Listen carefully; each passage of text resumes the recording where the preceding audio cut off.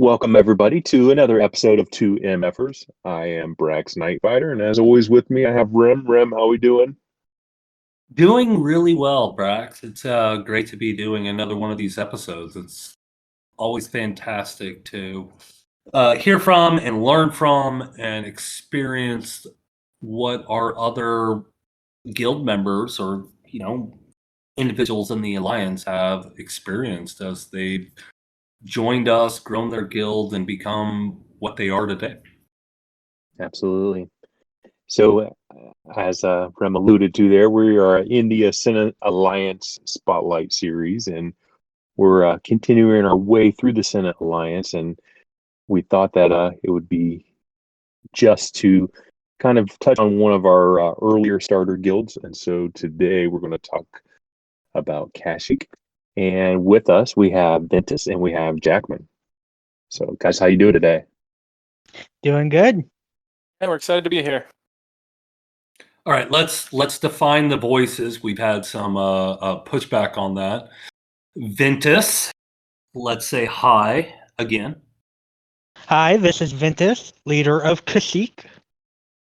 And Jackman, tell us a little bit about yourself. Yeah, I'm Jackman, a humble officer in Kashyyyk, and if you guys start getting us mixed up, just remember the handsome-sounding voice belongs to Ventus. I think we can all agree. So,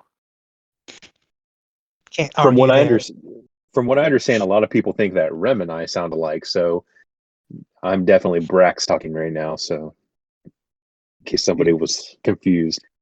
I think it was made very clear back in the day that you had the sexier voice, Brax. So I don't know how we get confused. Yeah, well, I don't know. To each his own, I guess. All right, so we're gonna get started here. So let's talk about your guild name. So Kashyyyk. So do you guys know why that name was picked? So, I don't know if Jackman knows, because the start of the guild began as kind of a dream of mine to start a starter guild after I stopped being leader of Ryloth. And Chewbacca happens to be my favorite character in all of Star Wars, so I figured what would be a more fitting planet for me to be the guild leader of than the home of the warrior Wookiees. Can you do a good? I used to be able to. I can't do it anymore. And so I think one of the things that we've talked about with some of our other guilds is that do you feel like that by taking that planet name for your guild, does that sort of represent kind of the mantra within the guild then? Actually, a little bit, yeah, because of course, as we know throughout Star Wars, the Wookiees were always a little bit of underdog.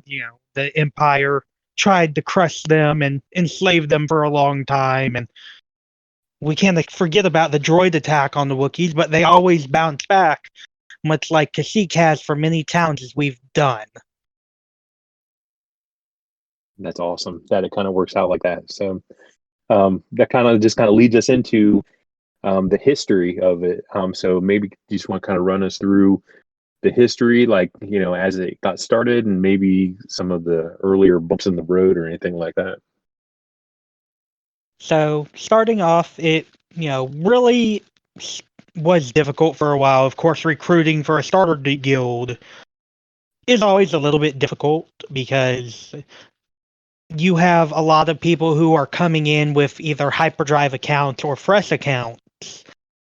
And the hyperdrive accounts are normally either spending even more to get like Jedi Knight Revan started early and just pushing through to higher content, meaning they want stronger guilds than just the starter guild. While the lower accounts really aren't pushing up at the same rate, the free-to-play accounts. So the history just kind of began, let's keep pushing, keep fighting, keep getting members as we can, and just slowly, building up our numbers. And once we got to a pretty solid point, then it became, okay, less activity, we can kind of push out and move members on. So at what point? Because I'm partially guilty as being the guild leader that made that tougher on you, being the guild leader of Korriban, the next starter guild after you. Well, I'm also dealing with the same situation in Jeddah, where I have a highly aggressive guild sitting in front of me, which you did at that time.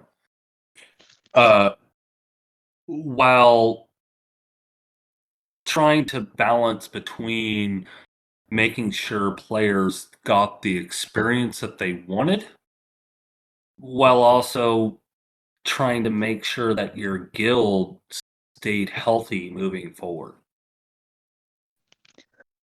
So a lot of it came down to kind of the best way to describe it is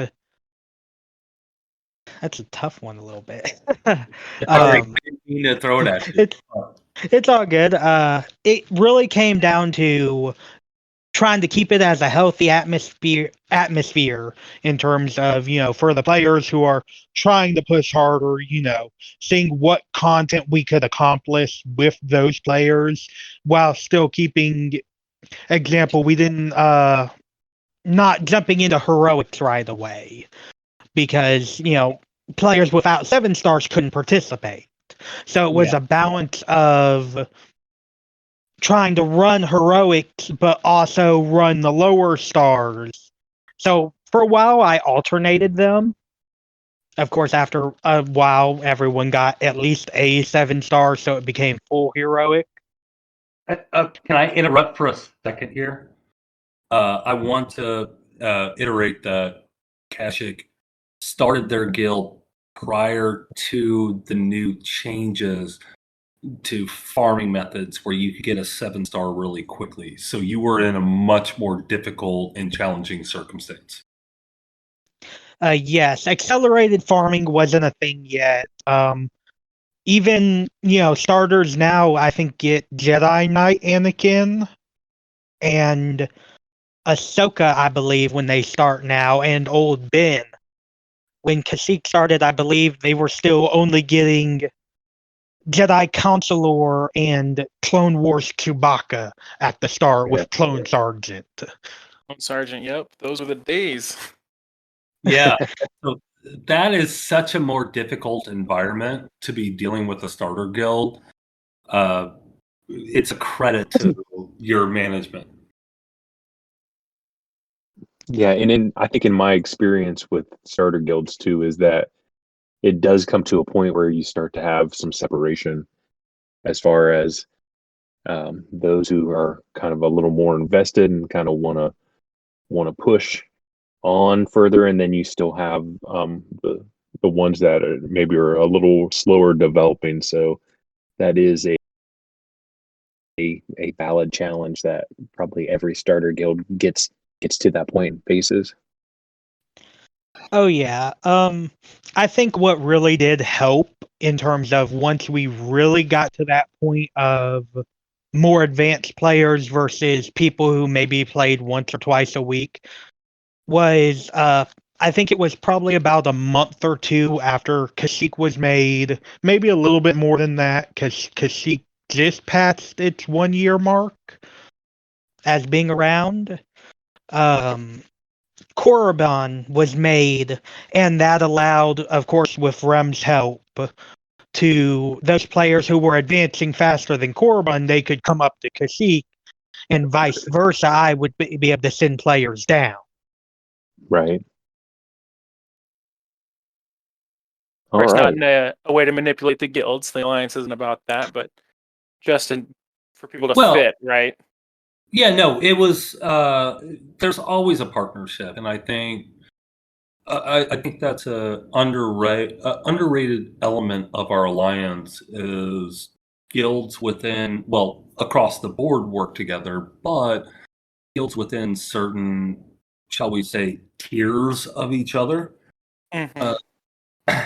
Constantly work together to make sure that we're providing a player an experience that is healthy for the guild they're in, but also healthy for what they're trying to accomplish. And really, I would say Kashyyyk, because at the time, when we're telling the story of Kashyyyk, I never was part of that guild, but I, at one time, was an officer in Bespin, which was the guild right above them. And then I was also an officer of Corbin, the guild right below them.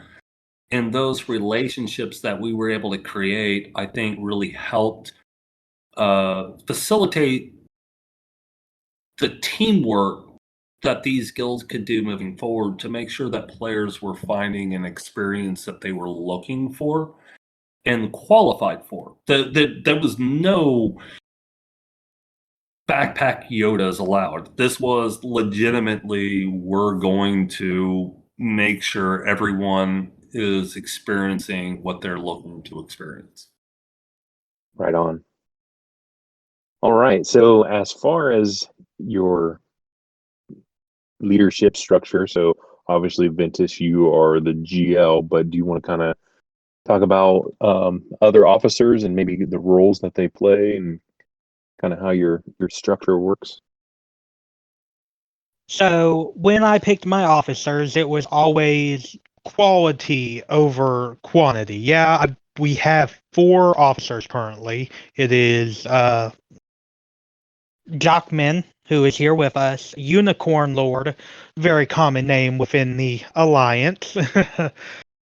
And then we have Vikings, and I know he's going to be upset if I butcher this, but Kashyyyk, I believe is how it's pronounced.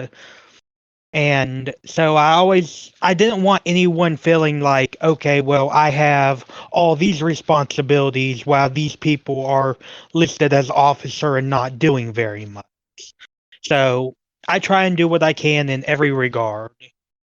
Unicorn Lord, he is our primary recruiter, and he handles our territory battle setups. Vikings tracks participation in like wars and all, along with Jockman. They both track details about who's participating, who's not. And then Kashyyyk is our secondary recruiter, and he handles the territory battles portion. Territory wars. Unicorn is battles. So, Jackman, how have you felt about the whole officer structure? Do you feel like it's working for the guild? So I think a lot of what Ventus has been trying to build and encourage is really cool.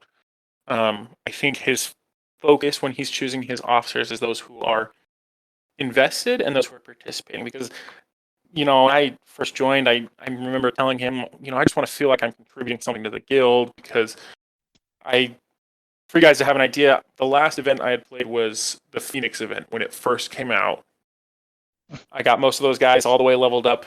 I didn't even unlock Thrawn, and that's like right where I cut off. Then I took a break for a while, came back almost a year ago, and like, I don't know what I'm doing anymore. There's so much that's changed, and so I was really active, really trying to participate a lot, and that I think has really helped build that culture of helping each other out and keeping that communication going in our guild chats and everything like that.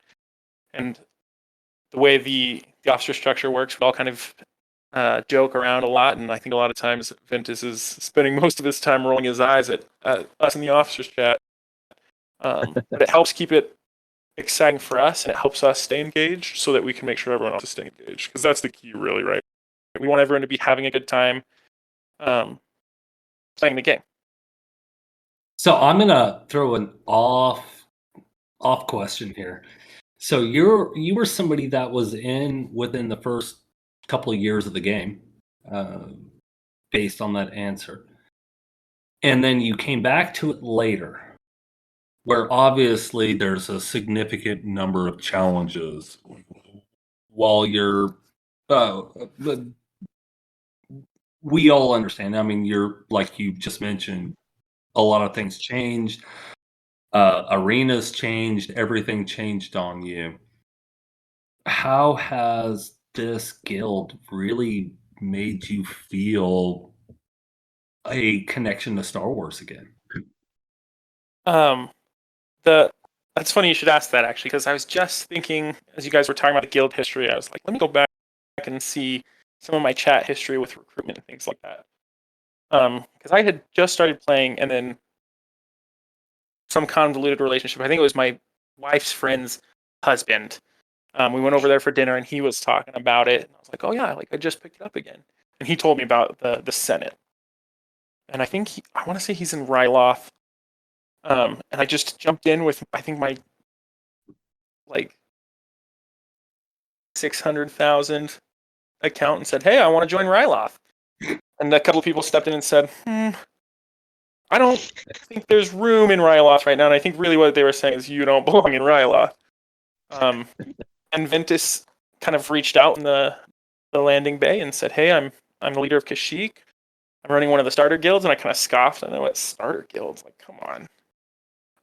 And then I started playing again and realized, yeah, okay, I really do need to relearn this. You know, that same friend of ours was showing me, and he was like, "Oh yeah, like you're gonna want to start building your Geo team." Ventus told me the same thing, and I was like, "Geo, like those guys are terrible. Like they got slaughtered by the millions." And then he showed me some of his gameplay with his, full relic Geos, and I went, okay, it's time to start from ground up.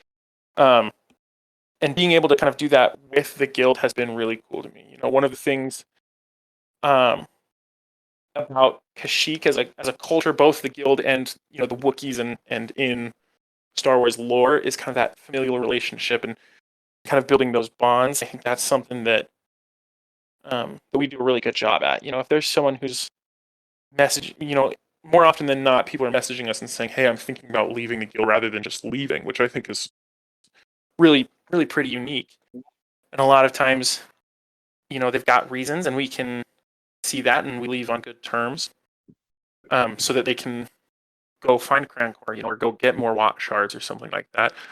And other times, we can say, well, we're working on Dark Side Geo, the next TB, that's where we're going. And so we've got that ability to be able to talk to our people and help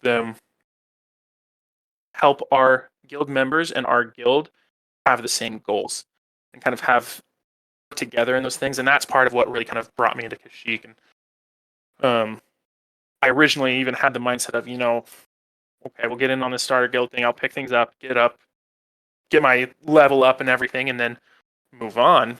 And now I can't even imagine thinking that ever again. Kashyyyk is home.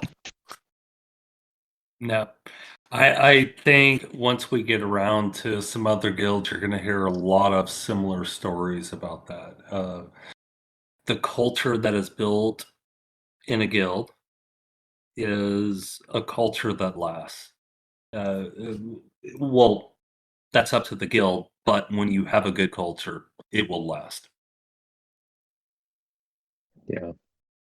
And I think that's kind of the point that we've tried to make in some of our other series, and I think it's often overlooked as far as guilds go, is that everybody's always focused on the numbers. Hey, what's the GP, and how many stars do they get in this TB and everything like that. But the culture really does make a difference, because I think probably every single person on this right now, and probably everybody listening as well, can attest that there are people in probably your guild that maybe could be in a different guild based on their roster or their GP or whatever. But it's more the environment that they're in, and the place where they're actually playing and enjoying a game, that makes a difference. So the culture does make a big difference, I think.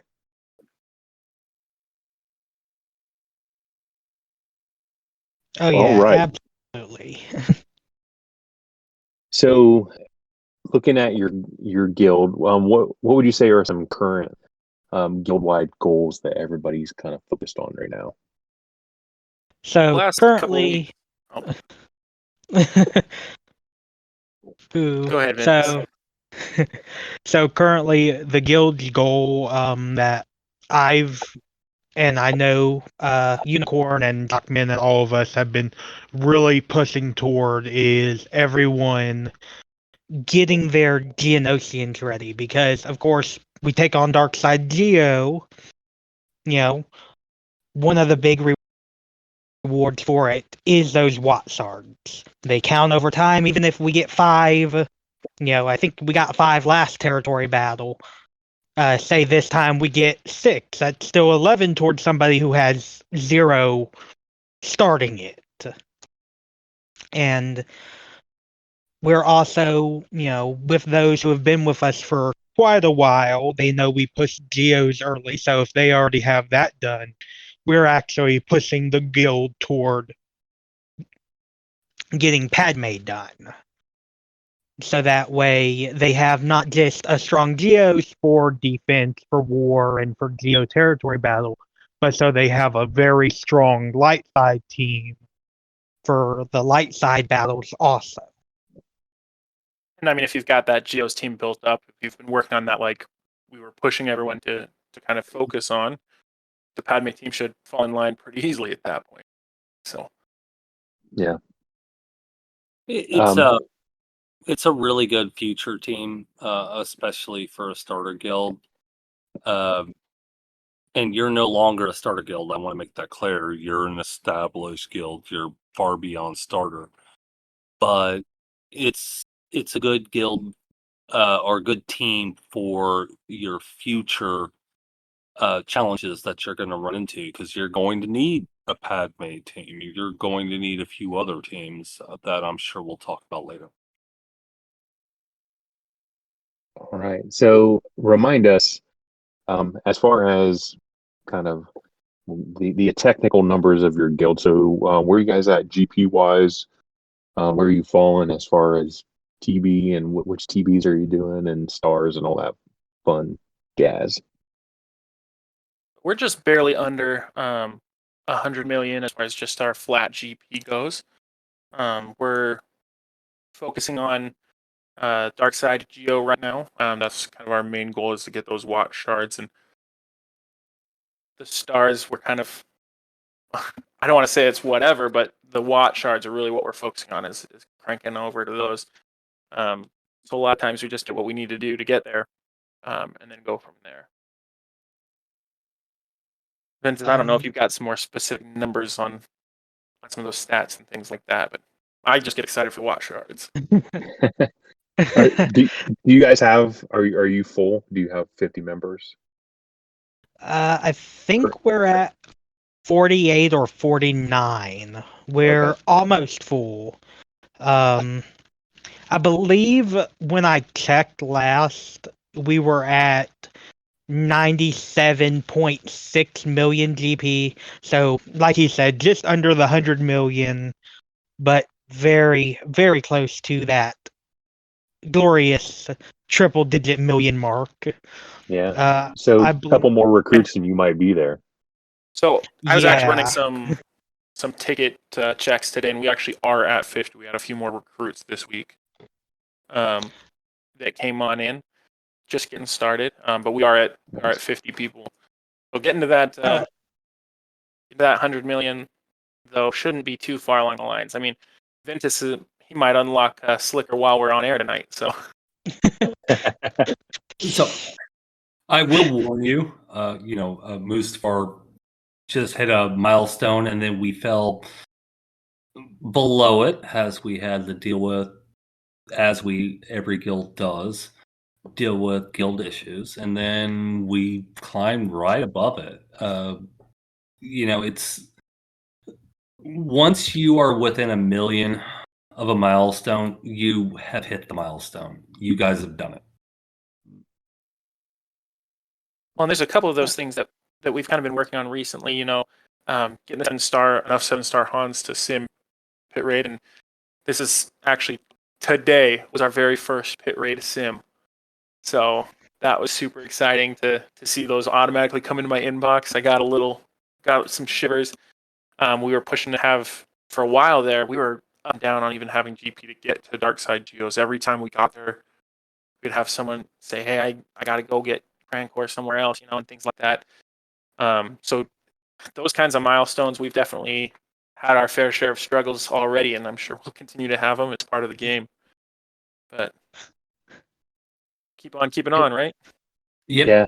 Sure. And I think the neat thing about this whole series is hearing what you just said right there, as far as the excitement over being able to sim pit raid, because for some of these established guilds that have been around for a while, it's been a long time since they had that feeling, because it's been probably quite a while since they were able to sim pit raid and everything like that. So just, I guess I'm speaking for myself at this point though, but just kind of remembering back to when we first did that, and it was like, oh yeah, that was really cool when we did it, and it's a nice refreshing memory there. So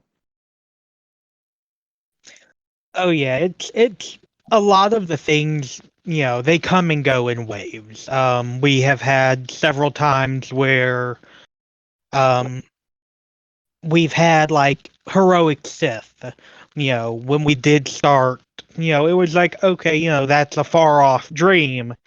And then quite a few members got 7 stars, and then we got a few people, or well, it was one person at the time with a full Supreme Leader Kylo Ren who soloed the raid every time. So it's like, great, woo!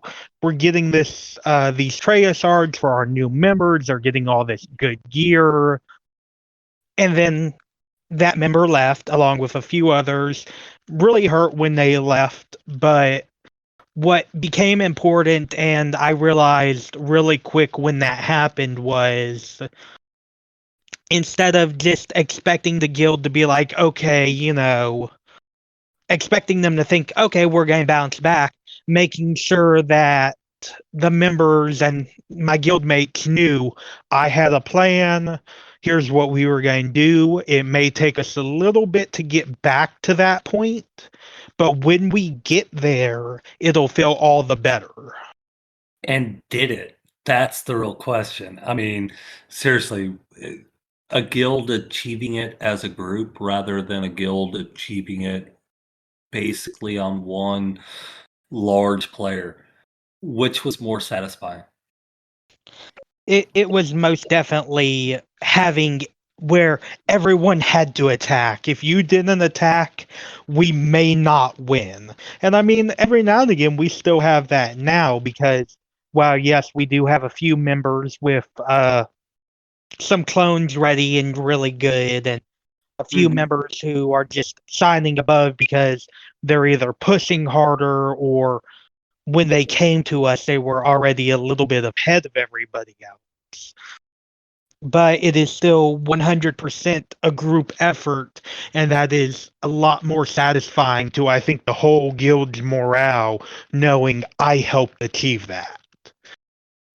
Yeah, I mean, since we had a couple of those big accounts leave, I think we did have one big account join, and I think we kind of ended up in a mindset of like, okay, well, who's gonna be our next whale, And after we had a couple come and go, I think it lit a fire under a couple of people, myself included. I thought, okay, I'm just gonna do everything I can, and I didn't have any relic tunes at the time, and now I've got a full shock clone relic team to try and really crank out some damage. I know we've had 2 or 3 people that have relicked CLS tunes and stuff in the last couple of months since we've kind of been going through some of that. And so it was really cool to see people stop some of their farms. Obviously, these are still farms that are going to help them, but to see them stop their farms and say, okay, this is what we need to do as a guild. And this is, for me, going to be the best in the long term for me as well, but this is what we need. And there's something special there. yeah, I think, and not that I mean, I'm not going to say anything negative about any guild that chooses to do it, but that's why me personally am not a fan of mercs. I understand that there is a benefit to it, and there's probably situations where it's necessary and needed. But I think the guild developing together and building that helps helps build your community as well. And I think the achievement's a lot greater when everybody gets to do it together. And to follow on that, in every guild that I have merked in, because I've been a part of a couple starter guilds within the alliance. I have always taken my main account in and given at least 24 hours for the guild to experience the event. I think that's a lot of the problems with the Merc environment is it gets shut down to I'm going to join in. I'm going to give 2 hours for people to sign up, and then I'm going to beat the event. It feels very selfish. I think for a guild that is trying to grow up, having if you're going to bring a merc in, it should be somebody who is willing to make equal sacrifices for the rewards that they're getting. Yeah, I can agree with that. All right, so you guys, is there any successes, achievements that you guys have got as a whole entire guild that you kind of are really proud of or want to boast about it a little bit, maybe? So I think the biggest thing I am happy to boast about with Kashyyyk is we passed our 1 year mark, and in under a year since the guild began, we have, while it wasn't always a consistent record, had hit a record of 9 stars in Darkside Geo in under a year. Yeah, that is really Awesome. great. I know early on, I think we were on a streak, I think, of 24 straight wins in Territory War. That was pretty amazing. Getting everybody up to the Synap Pit Raid too. Those are some of the things that I've been the most proud of seeing us accomplish. And those stars in GOTB are pretty great. Oh yeah, and most recently we've had a little bit of a bad streak with wars in terms of matchmaking. Example, last war we had 1 Geo in our roster signed up for war. He is our Supreme Leader Kylo Ren player currently, though he does not know how to solo the raid, which is okay because we can handle it anyway. Because of that guild environment of building up toward it instead of always murking. But we had 1 Geo, and the opponent guild had 5 in their roster, I believe. And we gave them a heck of a fight. Yeah, there's no 100 million GP guild that can beat 5 GLs.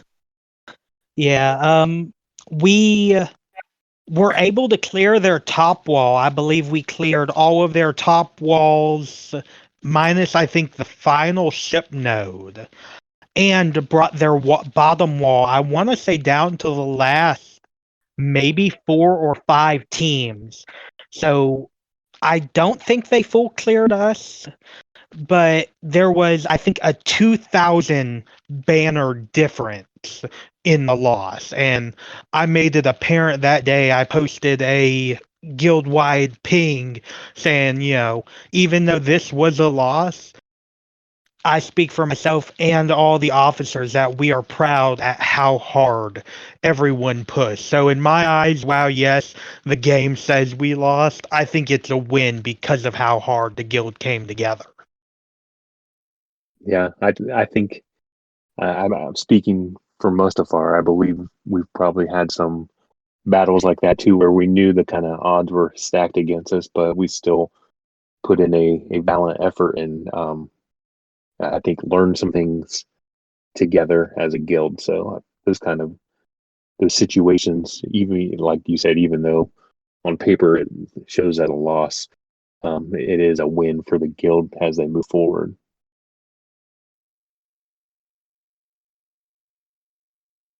All right, this is the time I get to put you on the spot a little bit. So, any guild members that you would like to point out, congratulate, thank anybody in particular? Ooh, this is a fun one. So, the cop out answer, everyone's doing great. But on a serious note, of course, everyone is doing great. But recently, we've had a member.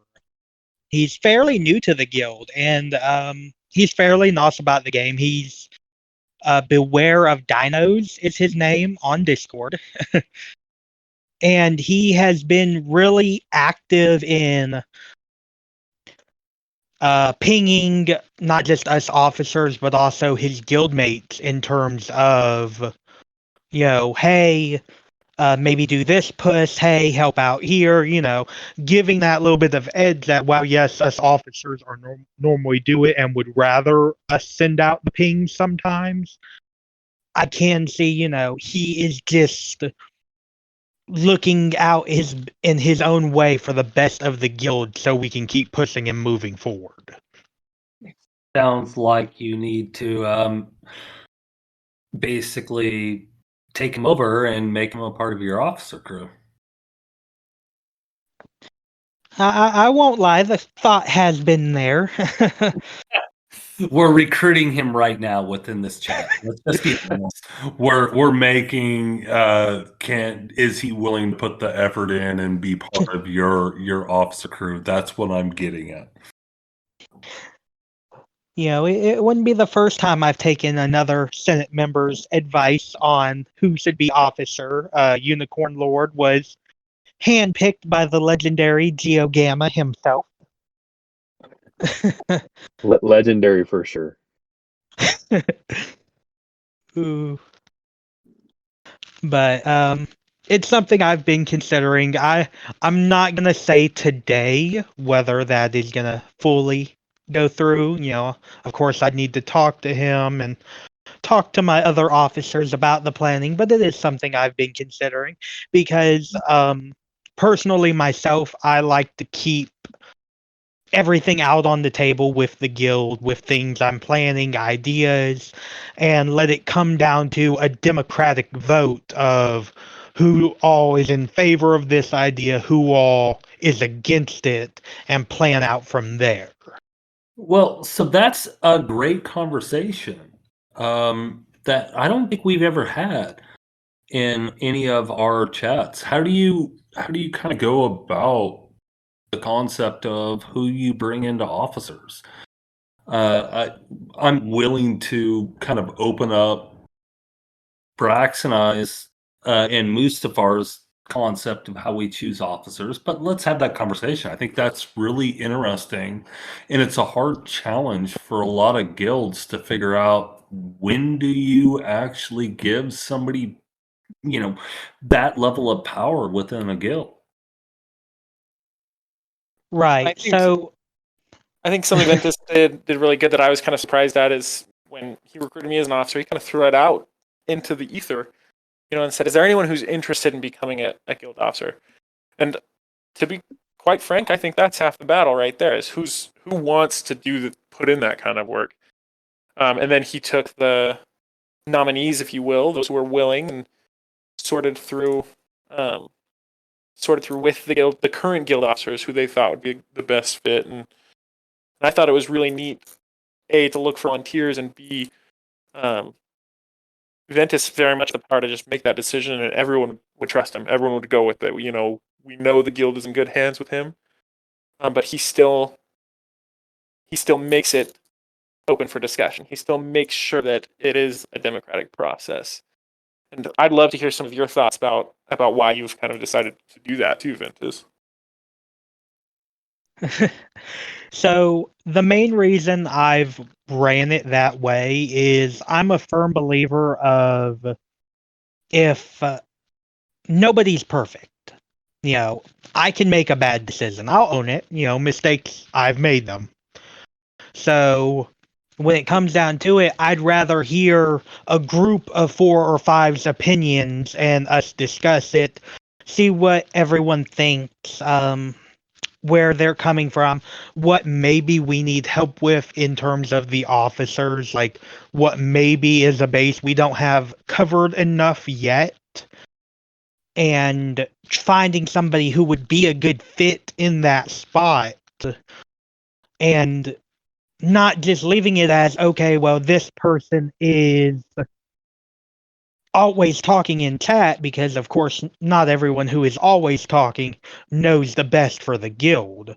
Sometimes it's the people who say 1 or 2 things that leave a big impact. Quality over quantity. Yes, quality over quantity. I'd rather have 5 or 6, I've got 4 right now who are top quality, get sidetracked sometimes. Sometimes I have to roll my eyes at, post my signature GIF in chat about, but still get the job done, even if it means, taking on a little bit more of a responsibility in terms of, say, being the main recruiter with a secondary every now and again, or being the primary person when it comes to setting up the ideas for our defenses and how we should attack on war. I think you hit on a very strong point. You have to have somebody who wants to take on that role because they're passionate about it. Because nobody's getting paid. Yep. Exactly. You need somebody who understands, and I can tell you, this is what we do. We let them know very early on.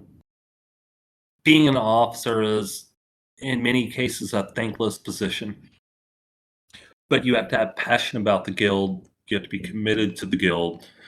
You have to want to see the guild move forward, and you have to be willing to do the role you're being asked to do.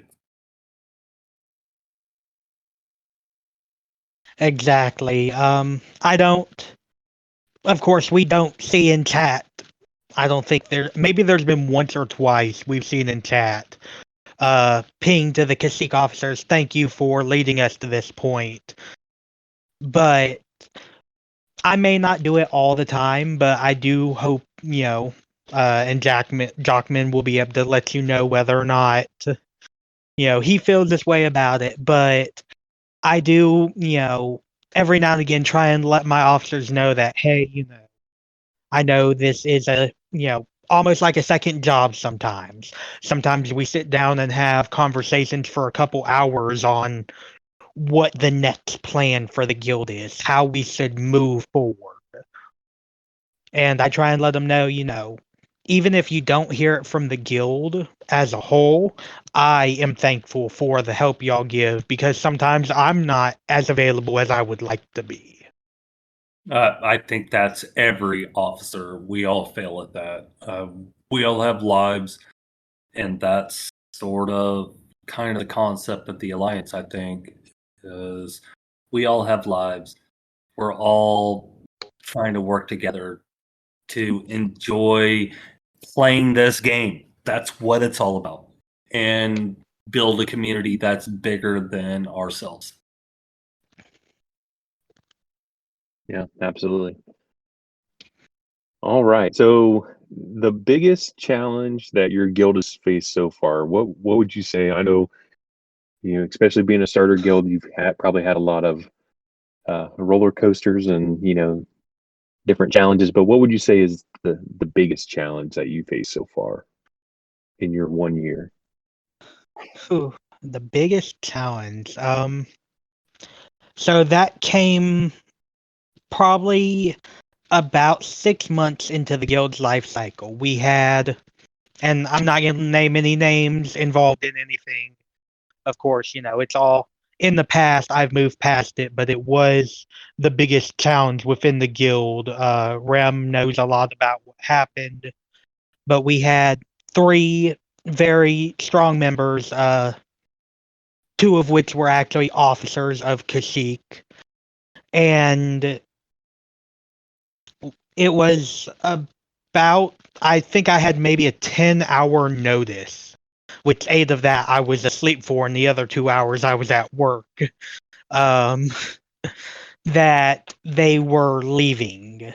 And that really hit the guild hard for a while, because it was such a drop in guild-wide power in terms of being able to clear raids easier, being able to handle all the content. Because I tried to make it clear early that yes, I could clear like pit easy and tank no problem with my teams. I didn't want to just do that. I wanted the guild to build up to it. So when those Adventus. what's up? Well, I was Go just ahead. from my point of view, I think it was right when people were starting to understand what challenge rancor meant, starting to get it down to science, so other guilds were doing it regularly, that some of those higher players in our guild that could actually contribute to those types of events started seeing, well, we are so far off from that I'm going to miss out on a lot of those benefits. And I can understand that, right? Where they're wanting to be able to do those events and participate in the newest and greatest things that CG has to offer. But not only could we not do that, once some of those people left, it was a struggle to do Heroic Sith, things like that. So it was definitely a pretty severe setback, and you can't hold it against somebody doing what's best for them and for their accounts, but it's definitely hard to see one way or the other. So this is a moment like Ventus said, I'm very well aware of.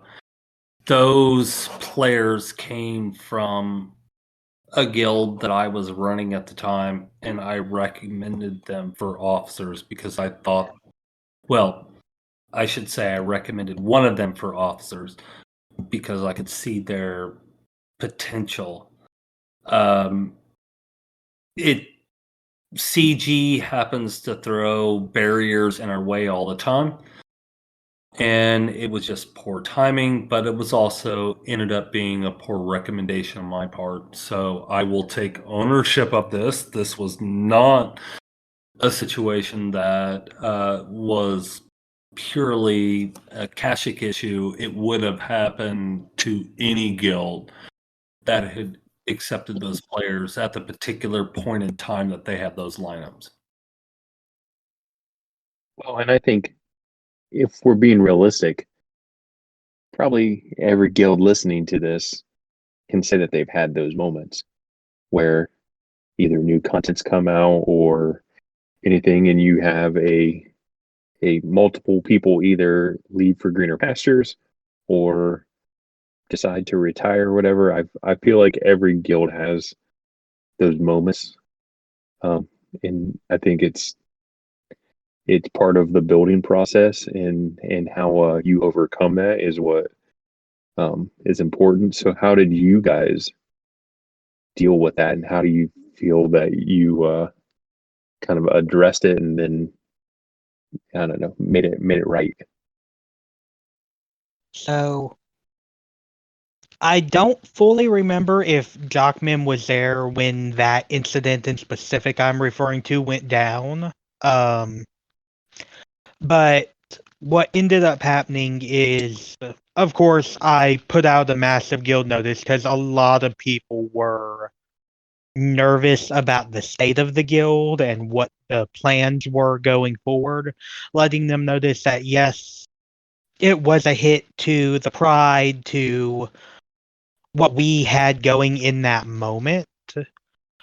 But in the long run, we will recover, we will grow stronger, and we have. We've exceeded long past what we were at that time, not requiring any specific person just for one raid or one extra star pretty much in a territory battle or one wall on defense. We've come together and built upon the rubble that was left after that incident.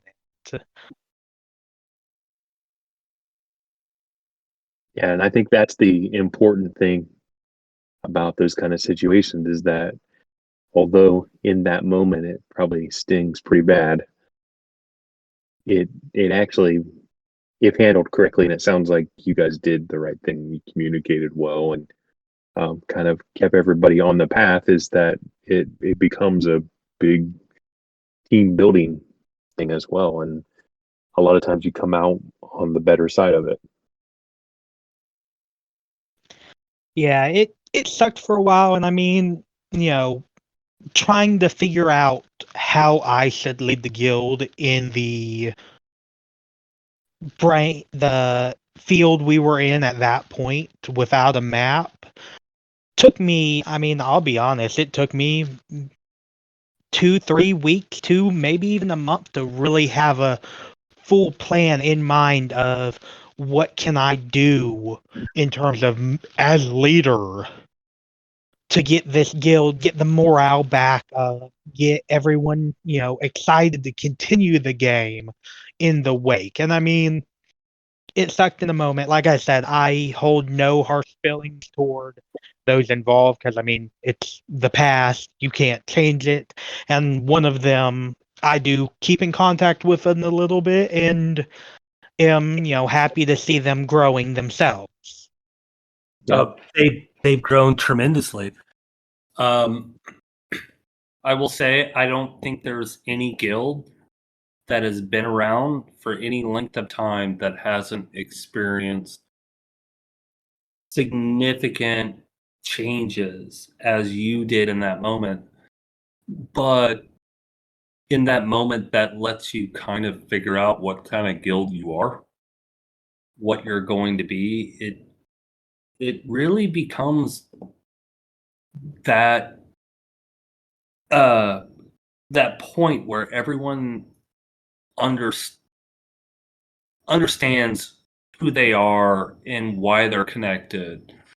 They're not necessarily a negative. Oftentimes, they're the greatest growth point within a guild. I can tell you, Mustafar has had a couple of those where we've had to really look at ourselves and decide how we want to build moving forward, not to be successful at the game, but to be successful as friends within playing a game and being a culture that we want to grow and continue to build.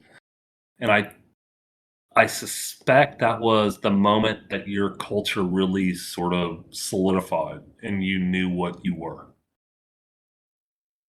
Yeah, so in that moment, it was really a decision of, at this point, do I want to let the guild stand in terms of, okay, we'll figure it out slowly as we go, or do I want to come up as a leader with a plan and push the guild and propel it instead of just floating down the river as it would be? Fair enough. And how has that changed your future? So it has helped out a lot because, of course, it led a lot of members to being like, okay, let's push. Let's see how much harder we can go. Let's see, what can I do to grow for the guild, not just for myself. And it has led to specific decisions recently that are really shaking up the landscape that is the jungles of Kashyyyk. I mean, and Ventus really, he's practically preaches here. I mean, he's been dedicating every single thing that he has to to try and get Slicker unlocked as soon as possible. But with that, one of our holdups in our platoons in Dark Side Geos is Range Trooper. And so he's been saving every piece of energy he can get, and he's asked the officers specifically to farm Range Trooper so that we can get those tunes filled.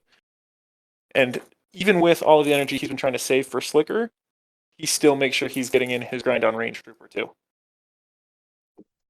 Yeah, we forgot to mention at the beginning that Ventus is like just on the cusp of unlocking SLKR, and probably once we end this episode, he's going to go do it.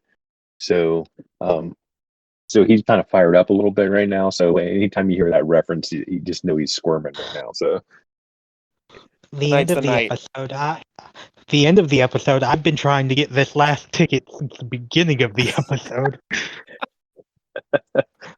Every like 5 or 10 minutes that passes, I'm checking my energy to do a run.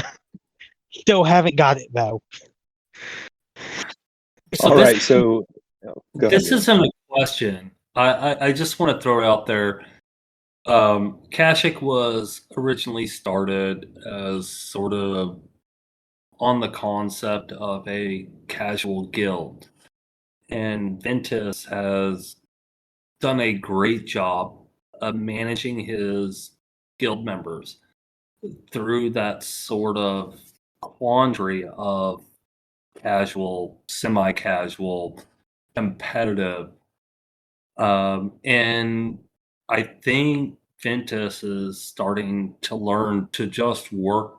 Well, not starting. He had figured out early on to work through that dichotomy of all of those situations, and is always managed his guild to the level that the players in his guild were willing or wanted to become. Jackamon, I'm not sending this to Ventus. I want Jackamon's comments here. Do you feel like he has managed that well? I think so. We were talking a little bit about this over the last few weeks, maybe even months, of do we consider ourselves a casual guild still, or do we want to upgrade to semi-competitive? And we want to be casual, right? We don't want to be on top of everybody and micromanaging, and we want to understand that people have other things going on, right? This is supposed to be something that we do on the side to relax, right? But at the same time, we wanted to make sure we were giving all of our guild members what they wanted, and part of that for the majority of our guild was to start doing better in some of the events and things like that. And so Ventus kind of rode that line, and I think we did end up losing probably 2 or 3 people when we started expecting more of everyone. But for the other 45, 47 people that we had, it was stuff that they were already doing. And it wasn't fair to them to have other people that were not doing that gaining the benefits from them doing it. And so as I've been thinking about it, I don't know that we necessarily fall all the way in a casual or semi-competitive kind of definition. So I want to call us a comfortable guild. I think to that point, in moving forward, I mean every guild should listen to this. Is that those labels are very subjective. Yes. Because one person's casual might be another person's semi-competitive, and vice versa, and whatnot. And so I think it's important, versus necessarily slapping a label on your guild and saying, okay, this is what it is. It's more defining, this is what we expect. This is what our, this is our direction that we want to head, and whatever. And for recruiting and everything, you can kind of throw out those labels, but I think when you're talking amongst yourself, and in Mustafar, we tend not to necessarily label ourselves as anything. We always, throw out different little things, but really we don't really label ourselves as anything. It's more just defining our expectations, and I think that is what has helped to build that culture. Well, it comes down completely to the culture. And I think Ventus has done a great job of navigating the changing tides of time. I mean, you're going to find that you have players change their ideas and so on and so forth. Ventus has done a really good job of navigating those changes of guild expectations. Like Jackmon said, you have to manage for the 47, not for the 2. Absolutely. Right. Yeah.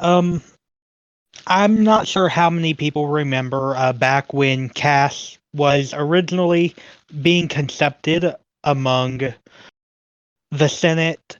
I mentioned about making it with the intent of, being a starter guild that would start off casual based on, new players, obviously not always hitting that 600 mark, but I did always have the intent and did mention it even back over a year ago now that Kashyyyk was always going to adjust to its players. I never wanted it to be this one plan. It would adjust, it would adapt, and I'm proud to say that, I've been able to keep that to myself up in terms of promise to myself to do that, along with the promise to the guild itself to, if the guild wants to move and push harder, we can do that.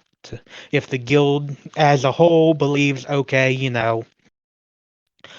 there's something that's holding a lot of players back and we just need to take a little time as a whole to ease off, not push so hard, okay, we'll do that.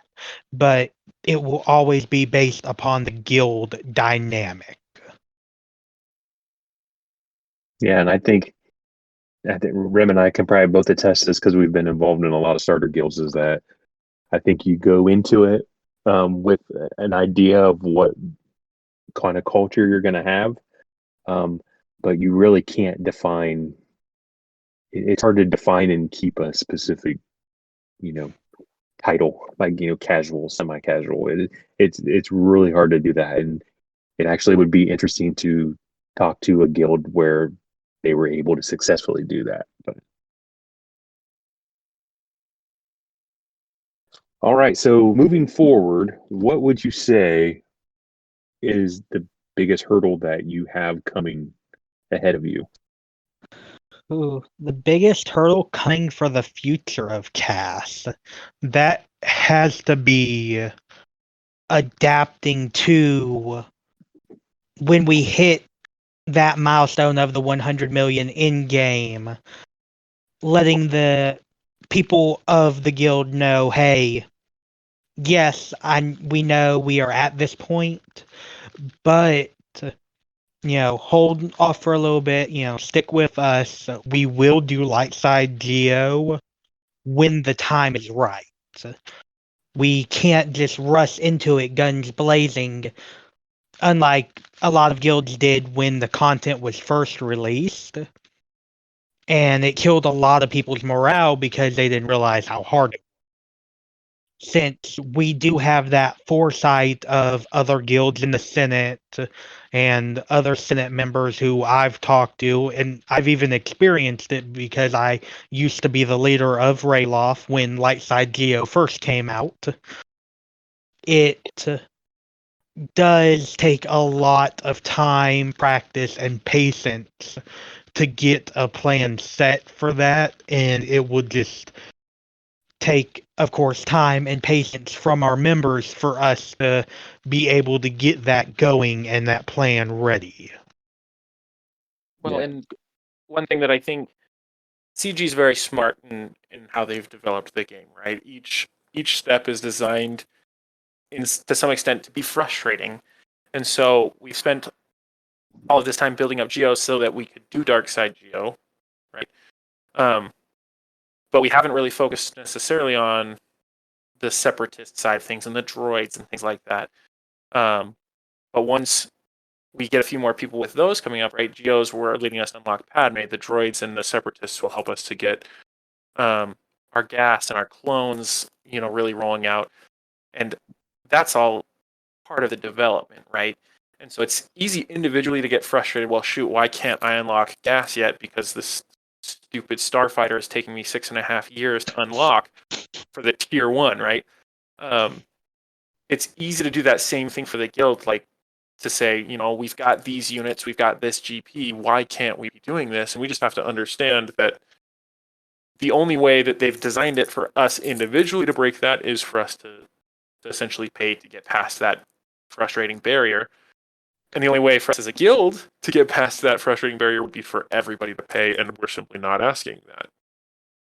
So what we are asking everyone to pay instead is the time and the effort to put it in and grind it out in Dark Side Geo for a little while until we can get those tunes.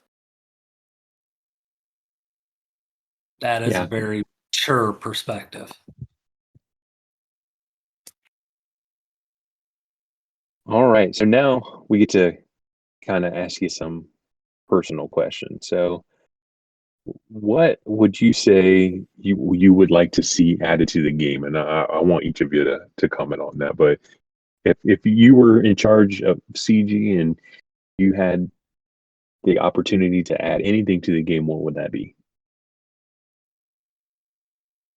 Ooh, that is a tough one.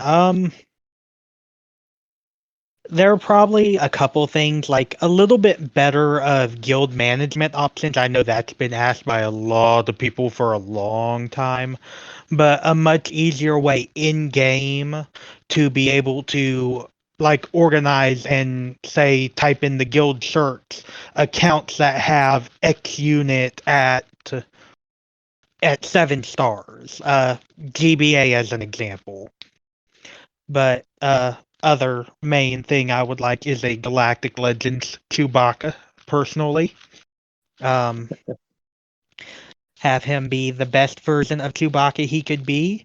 And because at this point we have technically two good Chewbaccas, but the rest are not up to par.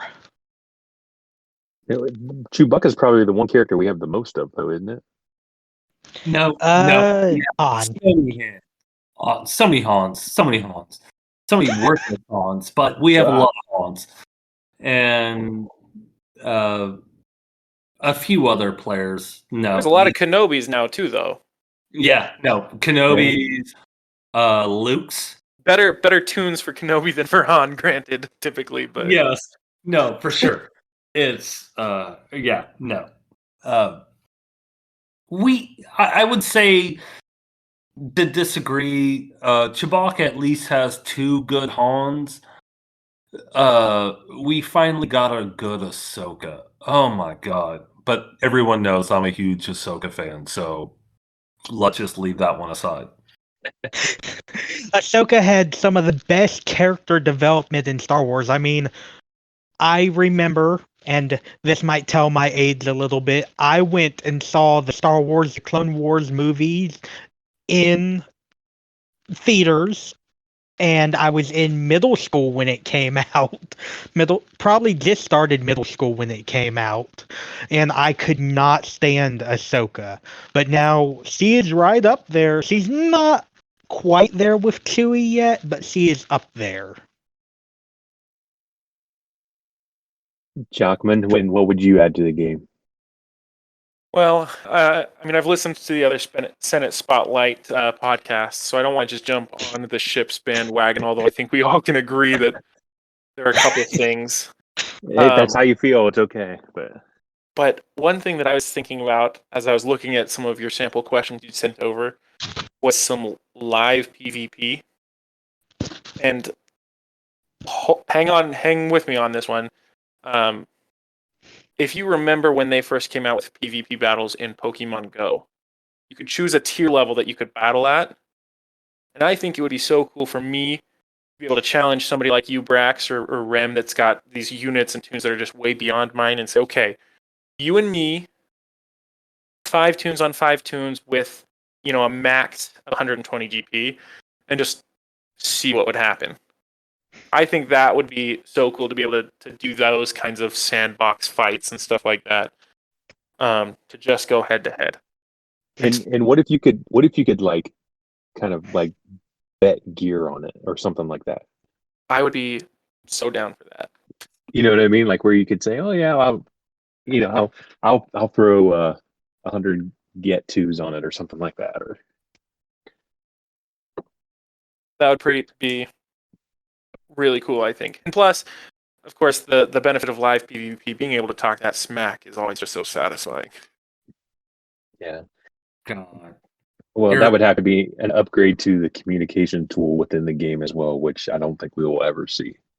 No, but if I were, for example, to challenge, someone in my guild, we could always hop on Discord and talk about it, Oh yeah. Okay, I will accept that level of smack talk, but oh my god, I was a part of League of Legends for a long time, and the coolness. Oh god. No, we don't need that leaking into Galaxy of Oh, Heroes. Yeah, no League of Legends. I played Smite for a while though, and if it could be about Smite's level, because I almost got competitive in Smite, like Poseidon main all day. If we could get to that level in terms of it wasn't a toxic community for Smite, at least the community I was a part of in it. Everyone was like, hey, even though you just beat me, I did notice your build isn't optimal in some areas. Here are some ways you can adjust that so that way you can do even better in the future. Wow, are you a gamer? That does not. I'm joking. And the last little thing I would like for Star Wars to add to its Galaxy of Heroes game is because we haven't had one in forever, and I think a lot of people would agree with this, a new raid. Have it be a full, you have options 1 through 7, 7 being heroic. Don't even have to lock a character behind it at the beginning. Just something really brand new for guilds to hop on and have fun with and experiment with. And I think it would add a lot of theory crafting back to the game, because when Galactic Legends were introduced, they weren't. I want to say the big sell of them is that they didn't have Sith tag or Jedi, or they just were light side or dark side with bonuses depending on who you used with them. And that was supposed to add theory crafting. I think a new full out raid would give even more of that to the game. I would And incorporate ships into it too, right? Well, you can I make didn't it say that. multi-tiered. A Death Star raid could have an Endor level to one of the first phases or something like that, Fighting AT-AT or something. Some of us don't enjoy ship combat. Yeah, We're trying to make it so that you can. So I will argue that every raid that they have ever added has always been a guild divisive situation.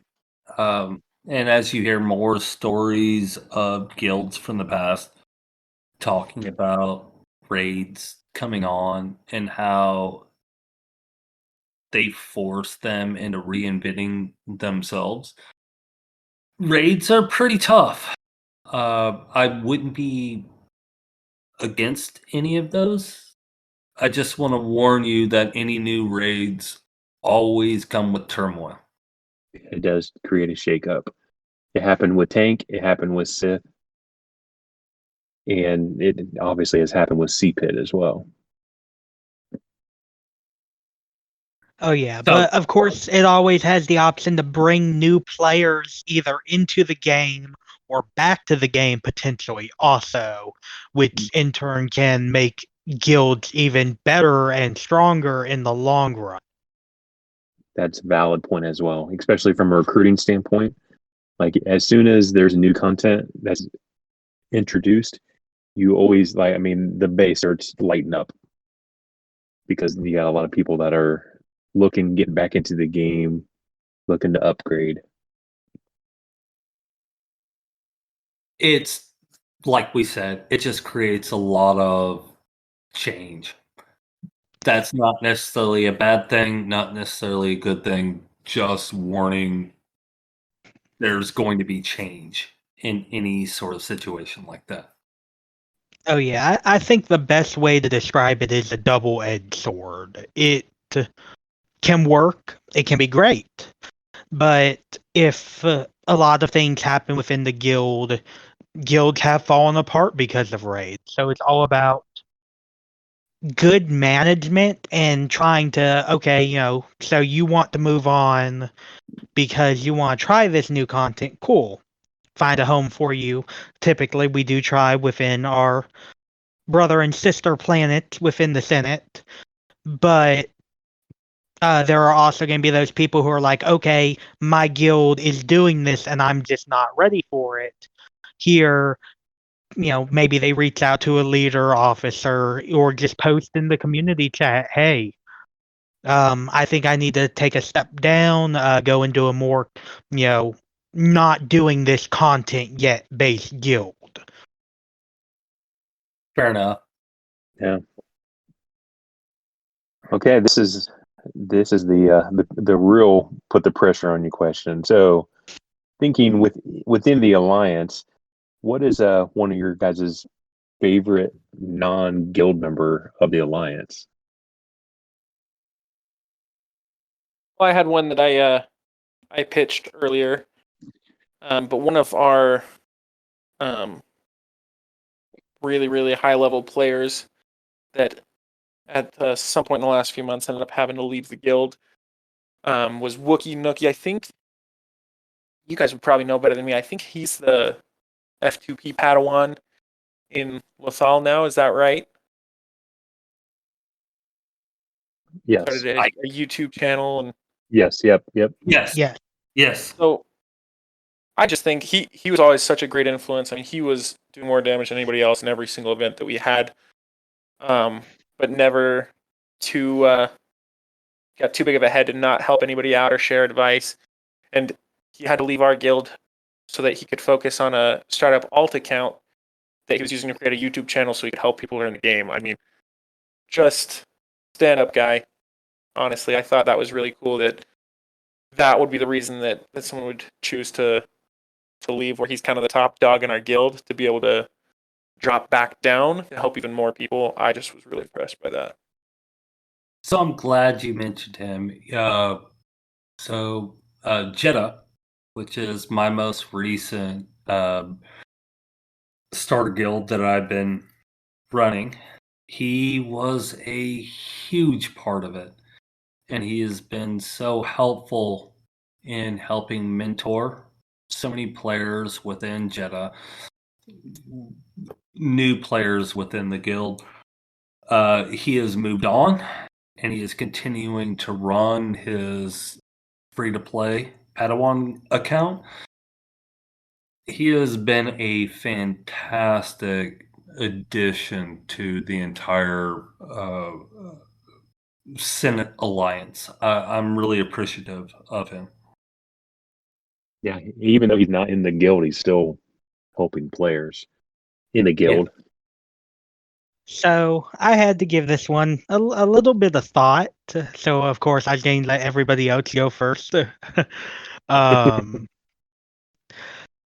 there are a lot of members within the Senate who even if the game shut down tomorrow, I would want to keep in contact with no matter, what that I think, okay, let's see if we can find another game to keep in contact, or even if not, hey, cool, but I think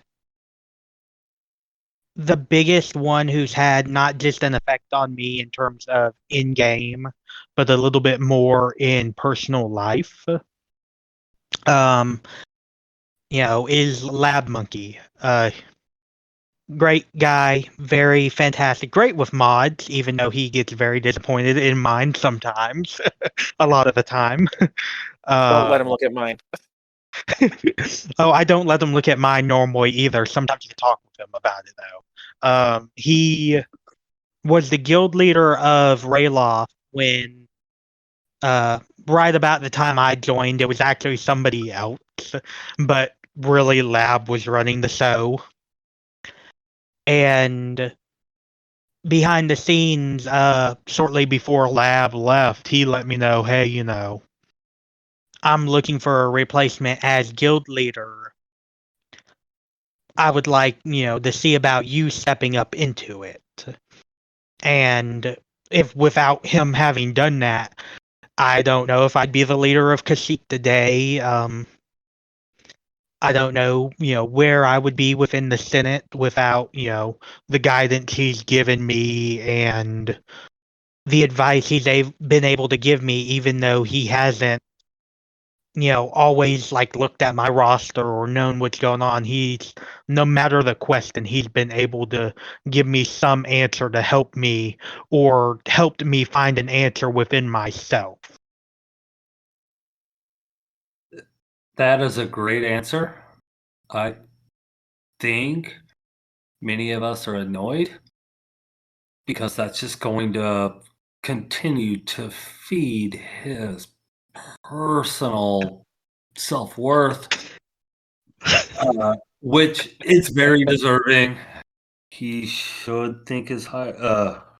Gosh, man, way to bring this towards the end and make Lab the end of the conversation.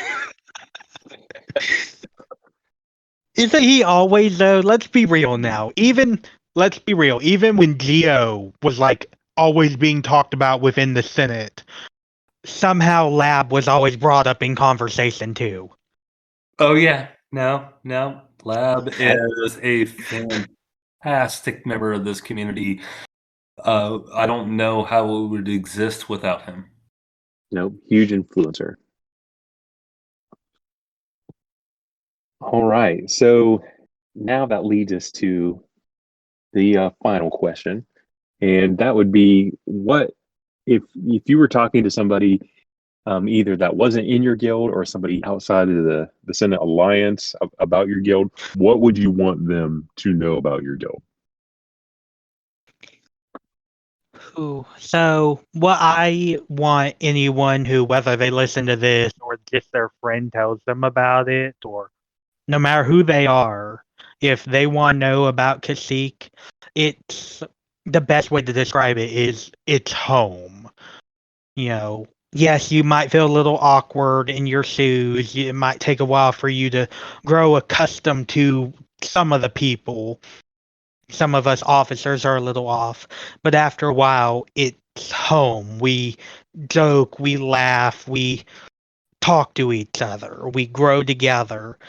And much like a family, there are those dysfunctional members who are little on the crazy side.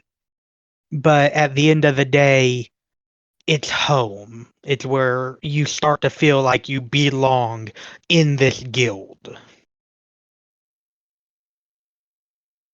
Jackamon? I mean, honestly, like I was leaning towards trying to avoid saying something cheesy like we're family. I mean, but it really is the case. Like when there's something that you manage to finally accomplish in game, you get that 7-star tray on this last one, or I remember I needed a second place pit, to unlock Han, and that was the only way for me to do it. And I talked to a couple people who were like, "Hey guys, like, give me a little bit of slack," and everyone was not just willing to kind of give me the room to do that, but happy to do it because they wanted to see me accomplish that. And it's really cool to see that kind of stuff when people that are sacrificing to help each other, not just to help the guild or to help everybody kind of move along, but they're excited to see you accomplish that, that there's something special. I said that a couple of times, I think, on this podcast, but it's true. Yeah.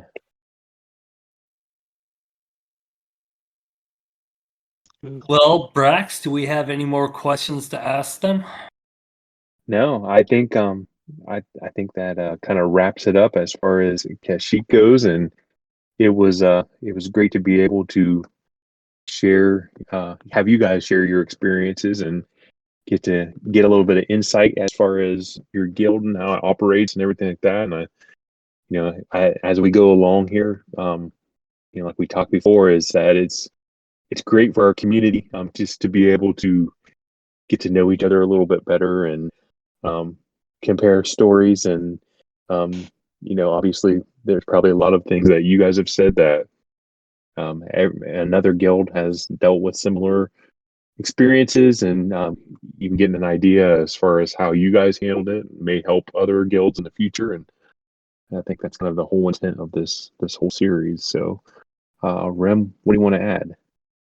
I just wanted to add that, so at this point, we have intentionally gone after a competitive guild, a standard, mid-level, semi-competitive, grew up within the environment, and now a starter guild. Our next guild is designed that we're going to interview is going to tell people another story. And that's what we're trying to do.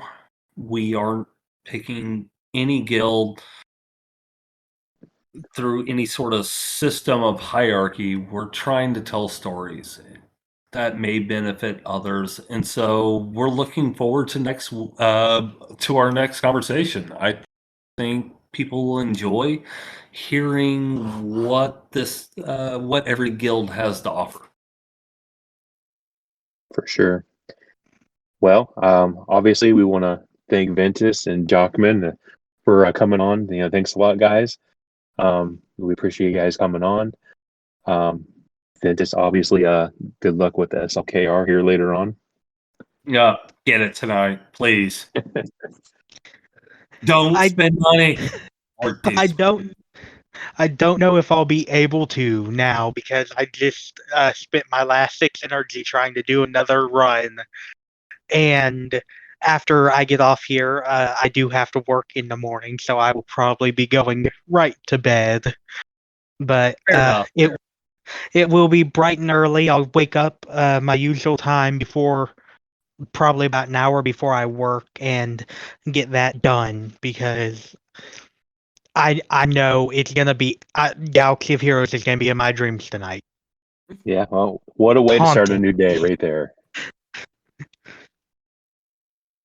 All right, well, thank you, everybody, and we will conclude this episode of 2MFers, and we will talk to everybody the next time. Thank you.